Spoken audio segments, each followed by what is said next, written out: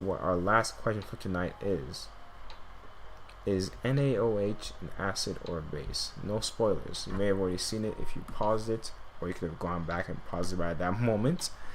But it says, is NaOH an acid or a base? So for this, you kind of have to get familiar with how most things attached to sodium like to dissociate.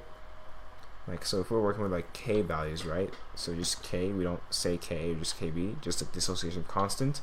It's like always going to be much greater than 1. Sodium in general doesn't stick to anything. It'll just form as Na plus ion. Okay? So that's going to form just a positive, and this used to be neutral. To balance out, OH minus has to be negative. And now this is looking quite familiar, isn't it? Because this actually is going to be hydroxide, and you know when hydroxide is present in water, if we just had OH minus plus H2O, for example, we end up with H2O. So let's label actually.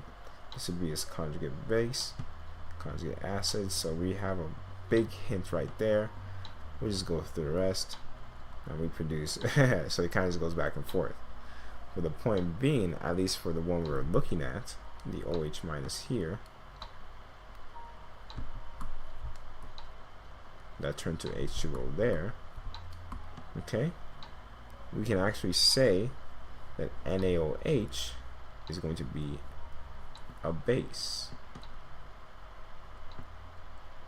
because of the fact that when it dissociates, that's what happens.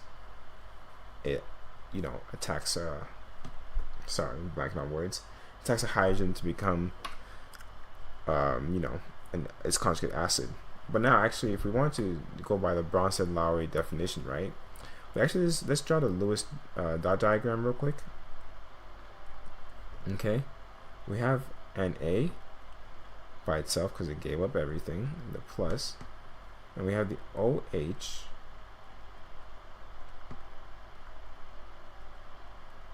because remember, Na has 1 valence, oxygen has 6, hydrogen has 1, so in total that's 8. So look kind of like this, okay?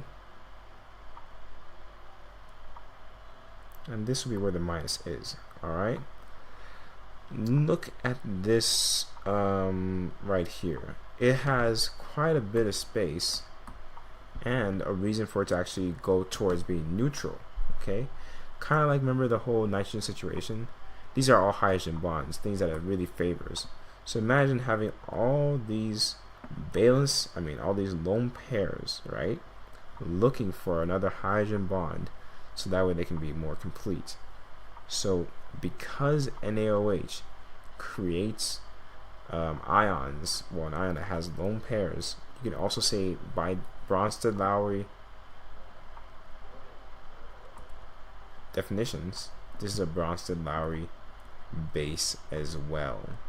So you can prove it both by just a formulaic example and also showing that it has all these lone pairs waiting for hydrogen to come by so you can grab it.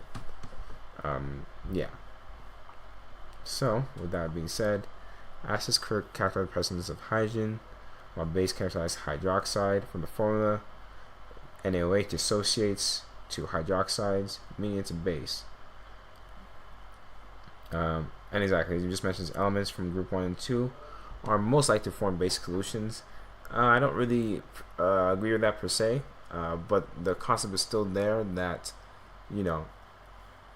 elements from group 1 and 2 like to redissociate, but specifically sodium, that one has a high dissociation factor. Things like calcium and other group 2 elements kind of have a harder time dissociating, but sodium especially likes to dissociate a lot. This is still correct though, just because, yeah, they were able to answer that question. So they just put that. And now I think this is a good time to say, or at least to stop here for today. So with that, gonna do that. And so once again, I just want to thank you for joining me this evening. I hope you had fun solving these questions as much as I did. With that, if you have any further questions, please check out the links in the description below.